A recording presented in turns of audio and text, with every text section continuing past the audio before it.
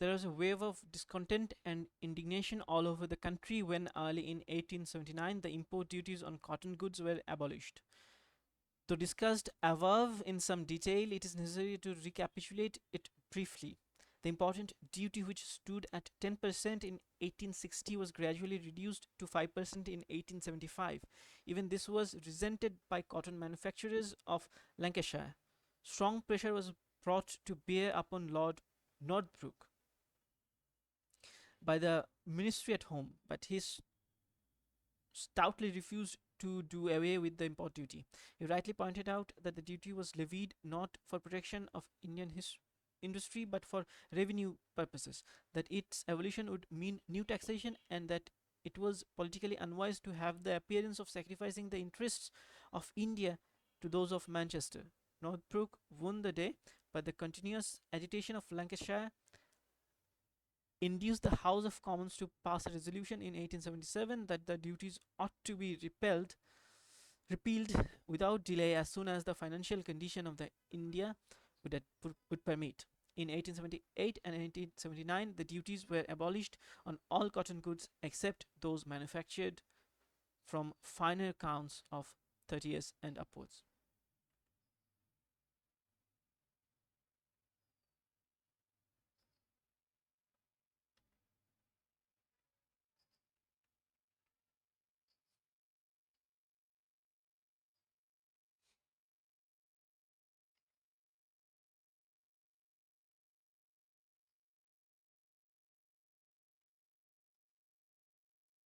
The majority of the members of Lord Lytton's executive council were opposed to this repeal. Lord Lytton passed the measure under the power given by law to the Governor General to act on his own opinion alone whenever the safety, tranquility, or interest of the British possessions in India may, in his judgment, be essentially affected. Lord Lytton's use of prerogative on this occasion was highly unconstitutional and was severely criticized by even the House of Commons. Lord Lytton's action aroused bitter opposition among the Indians, and the indignant protests were made all over the country. A public meeting held in Bombay on May 3, 1879, decided to send a petition to the House of Commons. The memorial, ably drawn upon, was forwarded to Mr. Fawcett, the indefatigable member of India, for submission to the House of Commons. The result was, of course, a foregone conclusion. It was unceremoniously rejected by the House. Thus did British statesmen discharge their sacred trust, and thus were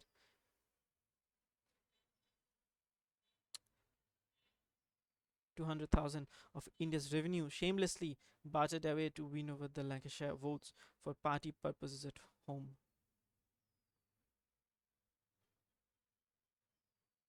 The incident demonstrated, as nothing else could, that India was governed in the interest of Britain, and provoked beyond measure Indians of all shades of opinion.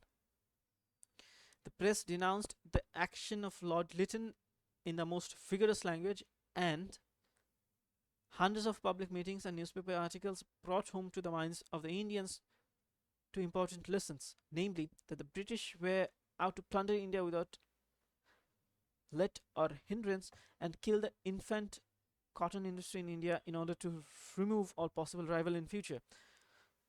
These two lessons were never lost upon the Indians. They never forgot that this formed the basic policy of the English, nor forgave those who were responsible for it. Unable to devise any other means to give vent to their rage, and in an exasperated mood of frustration, some papers urged upon the Indians to make a firm resolve not to use Manchester-based goods, thus forestalling by a quarter of a century the boycott movement in Bengal in 1905.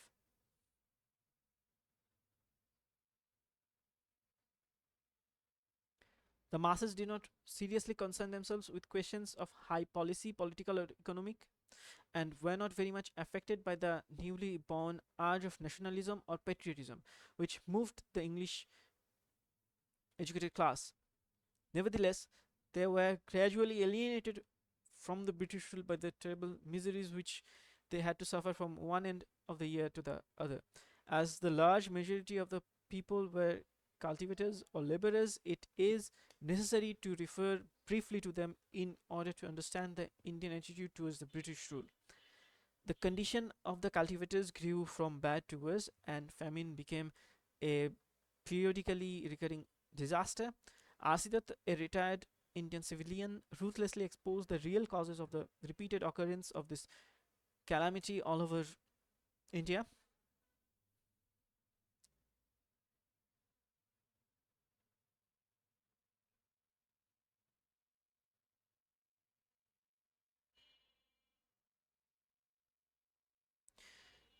These were mainly the heavy land revenue and the oppressive manner in which it was realized, the ruin of trade and industry, the huge drain of wealth to England, to which reference has been made above, the great famines of 1837, 57, 77, 97 are sad landmarks in the modern history of India.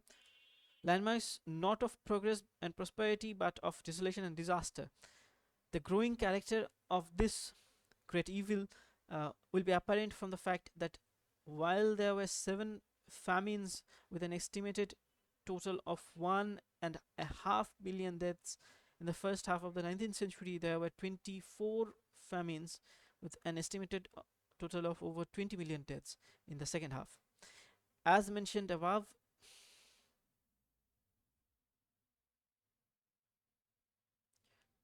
there were serious agrarian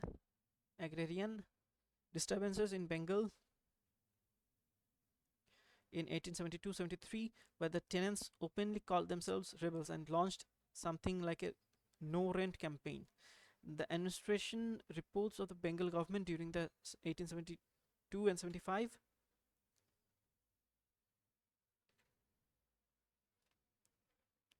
admitted that the riots of eastern Bengal have learned to unite for common action. There were seems and there seems to be a disposition among the riots to combine in something like leagues and unions, and regarded the consequences as serious. Agrarian discontent reached its climax in Western India about the time when the Prince of Wales, later Edward VII, visited India in 1875. It assumed serious proportion and produced violent anti British feeling and national sentiment. Two jamindars in a village were sentenced to capital punishment for brutally killing a revenue officer. One of them, just before going to the scaffold, requested the officer that a volley of muskets should be fired over his dead body. He held that by killing the oppressive revenue officer, he had done a public duty and patriotic deed. He therefore wished that there should be some recognition of the fact that he sacrificed his life for the cause of his country. The cruelties perpetuated by European indigo and tea planters had become almost a byword for iniquity of British rule during the period under review.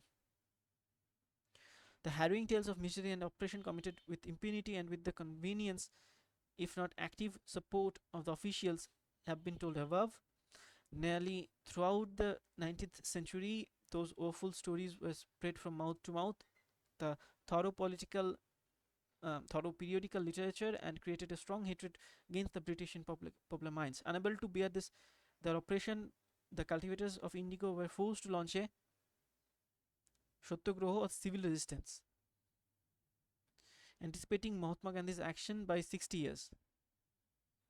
The coolies in Tea Garden bore in silence the kicks and blows of the white planters, while the bursting up of their spleens relieved them of their earthly miseries.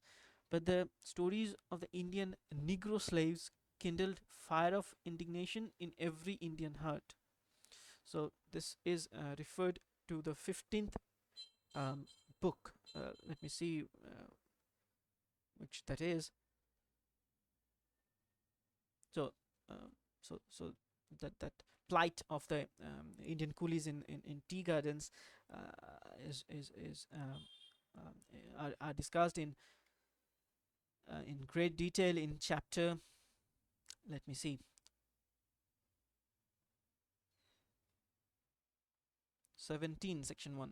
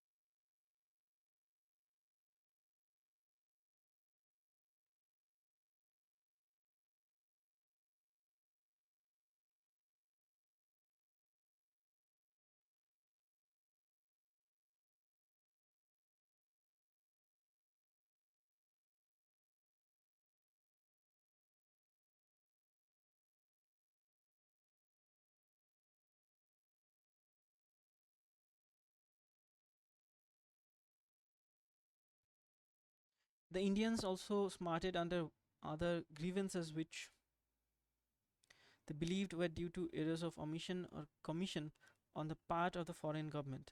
The imposition of new taxes, particularly on necessities of life, was strongly resented as the people believed, rightly or wrongly, that there could be largely avoided that this could be largely avoided by curtailing unnecessary and wasteful expenditure. To saddle the poor Indian exchequer with the heavy expenses of imperial wars in Burma, Afghanistan, and Abyssinia was particularly assailed in this context. Steady rise in the prices of foodstuffs hit the people hard, and the frequent famines decimated the land.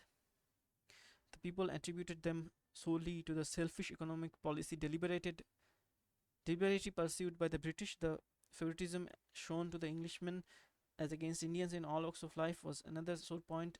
The Indians, particularly calling were the suppression of the claims of Indians in favor of Englishmen of distinctly lower qualification in government services.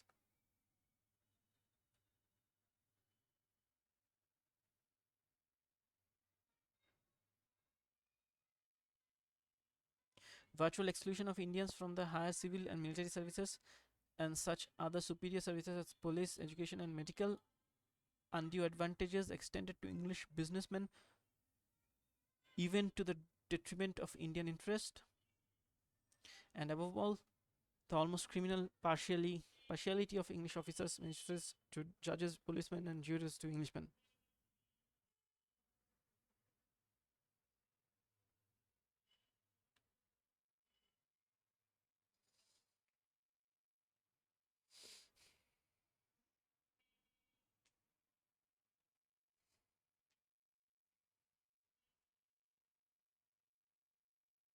The neglect of primary education causing appalling illiteracy, failure to provide for higher technical education in order to fit Indians for industry and business, promoted prompted by the ignorable motive of keeping India as a perpetual market for English trade, restrictions imposed on Indians by the Arms Act and the Vernacular Press Act, the corruption and inefficiency of the police, all these were heavy counts in popular minds against the British government. It is irrelevant to discuss in this context whether some of these charges were not either imaginary or unduly exaggerated. There is no doubt whatsoever about the fact that they were believed almost universally by all classes of Indians. For when the people are perpetually deprived of all share and responsibility in the administration, they are prone to believe that all the ills they suffer are due to the faults of the government. They may even be excused for highly exaggerating these faults. For those who have no opportunity or even expectation of shouldering the responsibility of government are hardly likely to consider in a calm and dispassionate spirit the difficulties with which the government had to grapple, or to realize that some of the evils are inherent in the system and inevitable under any government. Thus, when the 19th century was drawing to its close, the British almost entirely forfeited the large fund of goodwill with which they had started at the beginning of the century. Discontent and disaffected affection pervaded all classes and ranks. Constant brooding over the various grievances and grounds of complaint mentioned above, accompanied by a feeling of utter helplessness to stem the tide of repression and injustice against Englishmen and their administration in India, highly exacerbated the Indian feeling. Quickened by the newly awakened spirit of nationalism, the Indians gradually developed a mentality which was decidedly anti British and differed fundamentally from that which spurred on the other generation with a buoyant faith in English sense of justice.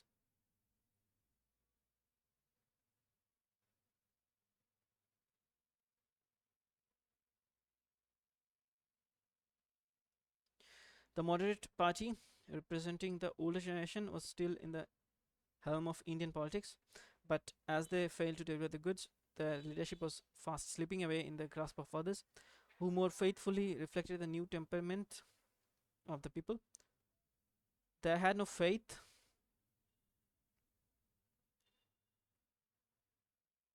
in the British justice or generosity and were not in a mood to regard the policy of mendicancy, hitherto pursued, as either fruitful or in keeping with the national dignity.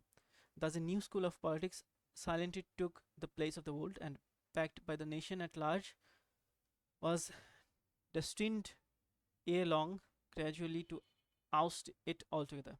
But as yet, neither government nor the people fully realized the great transformation that was silently taking place in India at the turn of the century. At the close of the period under review, Surendranath Banerjee,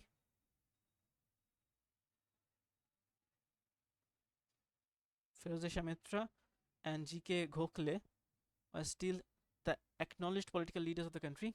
B.G. Tilak, R.C. Pal, and Lajpat Rai did not yet count for much in active politics, and Aurobindo Ghosh was almost an unknown figure. But those who had ears to hear the cry rising from the heart of the nation, ring out the old and ring in the new, in less than 2 years' time, the table was turned, and before the first decade of this century was over, the old order has changed, yielding place to the new. That story will be told in the next volume.